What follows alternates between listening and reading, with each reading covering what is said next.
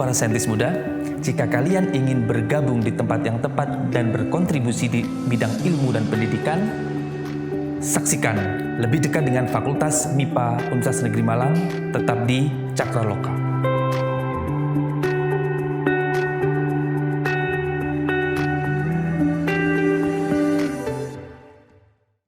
Selamat datang dalam acara talk show lebih dekat dengan Fakultas MIPA Universitas Negeri Malang. Kali ini bersama saya, Naban Khairon, host Cakraloka. Telah hadir bersama saya seorang narasumber yang tentunya sangat pas untuk berbincang bersama kita, mengupas tentang Fakultas MIPA. Inilah beliau, Bapak Dr. Sisworo MSI, selaku Wakil Dekan 1 Bidang Akademik Fakultas MIPA Universitas Negeri Malang. Apa kabar Bapak? Alhamdulillah baik, Mas Naban. Alhamdulillah baik juga Bapak. Sehat. Kalau bicara tentang Fakultas MIPA, berarti kepanjangan dari Fakultas MIPA adalah Fakultas Matematika Ilmu Pengetahuan Alam, ya. Bapak benar, ya. Mas Naban, ya benar. Ya. Ini kan kalau waktu kami SD, SMP, SMA itu kan jadi agak momok ya kalau sama matematika. Betul. Kalau kuliah MIPA itu kira-kira apa Pak yang dipelajari? Ada apa saja di Fakultas MIPA?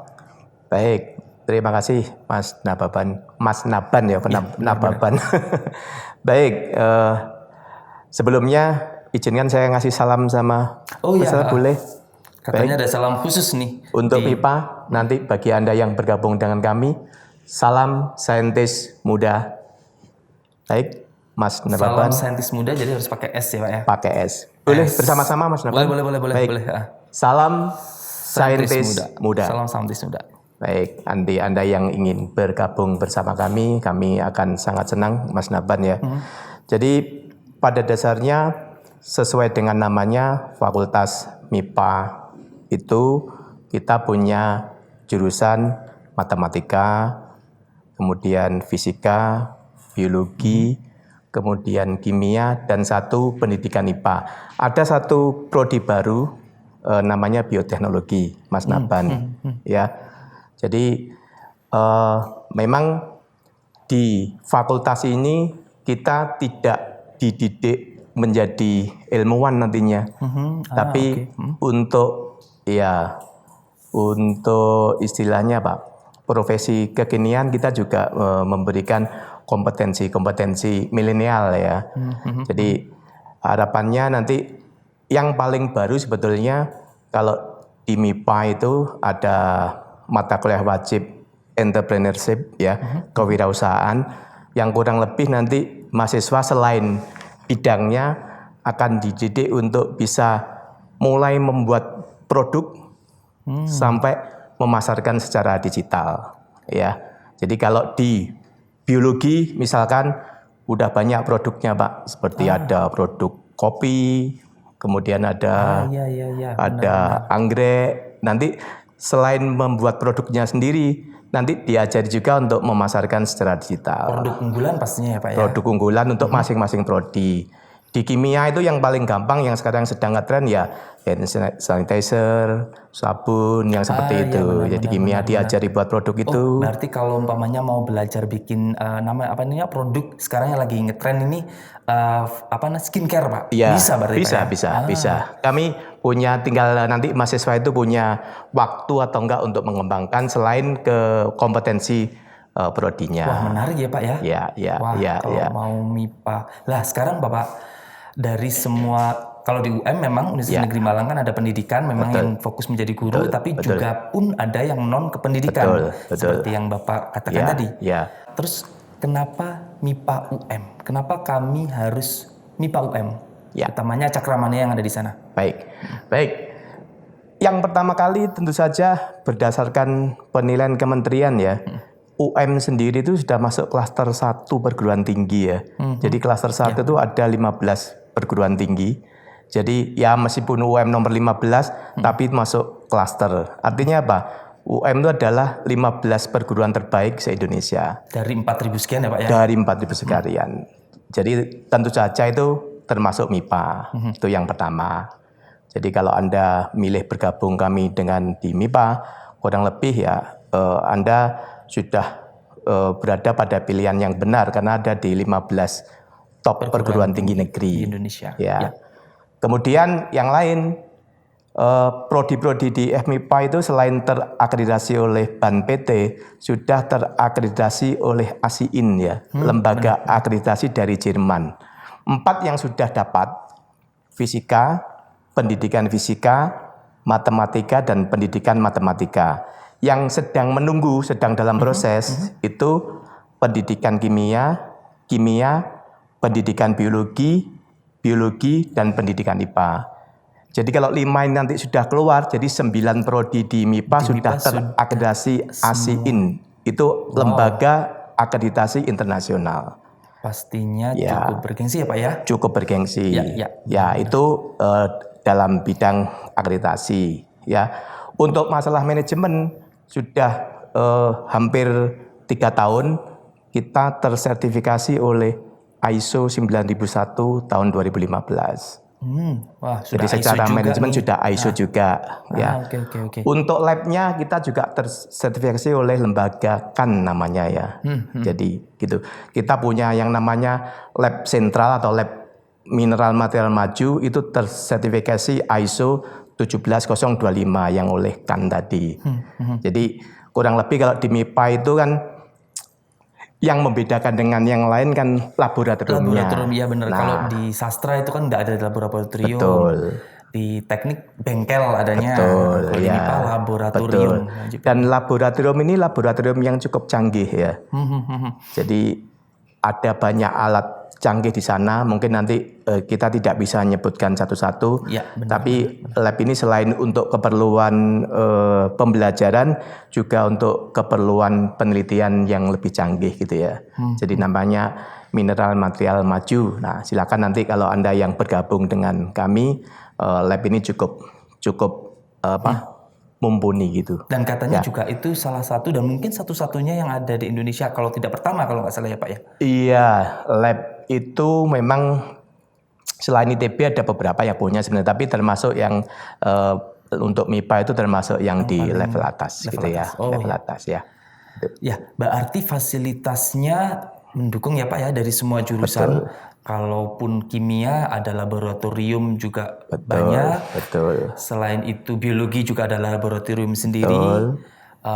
Matematika juga punya laboratorium sendiri. Fisika juga punya laboratorium sendiri. Betul. Wah, kalau kira-kira untuk biaya nih Pak. Ya. Kan sekarang UM katanya sudah PTNBH. Ya. Mahal nggak ya Pak ya kalau pengen bergabung kuliah di UM, apalagi pengen di MIPA yang laboratoriumnya lengkap? Ya. Baik, jadi perlu dipahamkan kepada Anda semua bahwa status perguruan tinggi berbadan hukum itu tidak langsung terkait dengan pembiayaan ya. Itu lebih terkait pada status pengelolaan keuangan di kami ya. Jadi tidak benar bahwa jika PTNBH itu nanti biayanya jadi lebih mahal, itu tidak benar ya. Jadi kalau Anda UKT gitu aja ya, range-nya ya bisa dilihat di web ya, tapi paling tinggi tidak lebih dari 7 juta UKT-nya ya per semester itu ya. Jadi kalau Anda masuk di jalur di jalur senam PTN dan SBMPTN, UKT-nya cuma begitu. Tidak ada kewajiban SPSA untuk 2 jalur tersebut ya. Jadi hanya uang semester saja. Uang semester saja. UKT itu uang kuliah tunggal. Jadi tidak dibebani biaya praktikum ya. Tidak dibebani lagi, dan biaya semester tidak ada lagi. Dan sekali lagi 7 juta itu maksimal. Maksimal. Jadi tergantung. Ya, maksimal ya. Jadi bagi Anda yang punya kartu-kartu itu ada perlakuan khusus sesuai ada aturan-aturan khusus ya. Kalau beasiswa ada nggak Pak? Beasiswa banyak sekali ya. Jadi selain beasiswa ekonomi, ada beasiswa prestasi ya. Kita banyak sekali di MIPA yang mendapatkan beasiswa prestasi. Jadi kalau di zaman saya dulu ada beasiswa dari Toyota, itu banyak ya. Di sekarang juga masih banyak beasiswa prestasi seperti itu ya. Selain beasiswa untuk ekonomi ya, seperti KIPKA yang lain, itu ada beasiswa prestasi. Itu Cakramania. Jadi banyak beasiswa, jangan khawatir, selain biayanya murah, terjangkau, dan pada saat kalian belajar di UM itu banyak sekali beasiswa kalau ingin melanjutkan studi, khususnya di Fakultas MIPA, ada Toyota dan lain-lain untuk beasiswa prestasi. Oke Pak, kalau gini Pak, uang sudah disiapkan, tapi secara kompetitif itu daya tampungnya seberapa di MIPA? Bisa menerima berapa mahasiswa, dan biasanya daya saingnya harus seberapa ketat sih Pak kalau mau masuk MIPA UM? Ya. Jadi memang harus diakui keketatan di FMIPA cukup tinggi ya, dalam artian memang yang paling tinggi di FMIPA itu prodinya pendidikan matematika ya. Tapi jangan khawatir, untuk tahun ini daya tampungnya itu ada kebijakan untuk bisa ditingkatkan ditambah ya. Jadi kalau Anda nanti bisa lihat di web, contohnya kalau di matematika setiap tahunnya itu biasanya menerima 165 mahasiswa pendidikan matematika. Untuk tahun 2022 kita tingkatkan menjadi 190. Jadi ada peningkatan daya tampung di tahun 2022 ini, hampir di setiap prodi ya. Ya. Jadi Cakramania jangan khawatir, untuk kalian kalau mau ke MIPA ada tambahan kuota. Jadi daya tampung. Betul. Oke, kemudian Pak, untuk jalur masuk itu ada apa saja ya Pak ya? Ya, jadi yang resmi kita selalu ikut peraturan menteri itu ada 3 jalur ya. Jalur SNMPTN, jalur SBMPTN, dan jalur mandiri. Jadi tahun ini sudah diputuskan di Rapim bahwa jalur SNMPTN itu kita akan terima 20% dari daya tampung, ya 20% minimal. Kemudian yang SBMPTN kita akan terima minimal 30% dari daya tampung, ya. Jadi kalau matematika tadi 195, nanti SNMPTN minimal 20%-nya.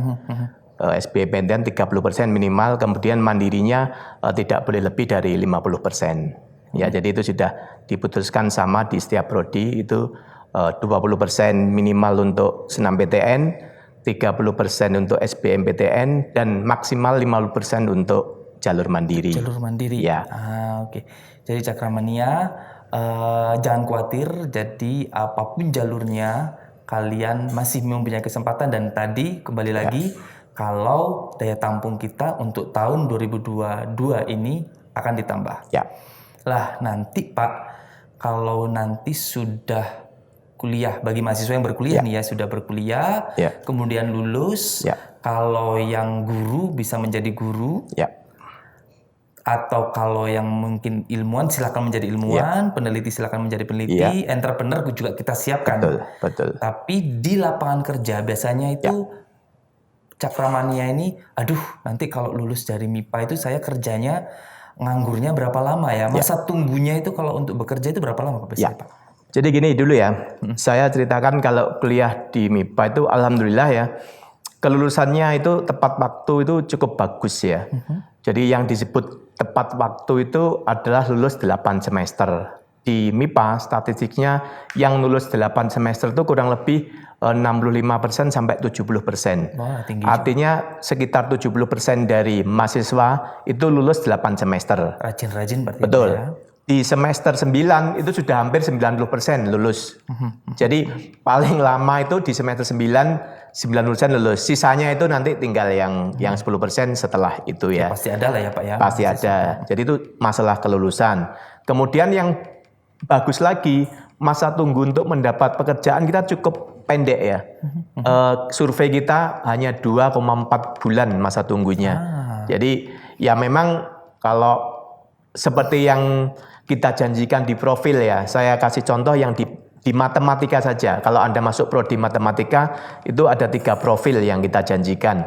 Profil yang pertama Anda bisa menjadi analis statistik, Yang kedua, Anda bisa menjadi perekayasa perangkat lunak. Yang ketiga, kalau mau melanjutkan studi S2 ya ini bisa mengambil konsentrasi yang ini ya.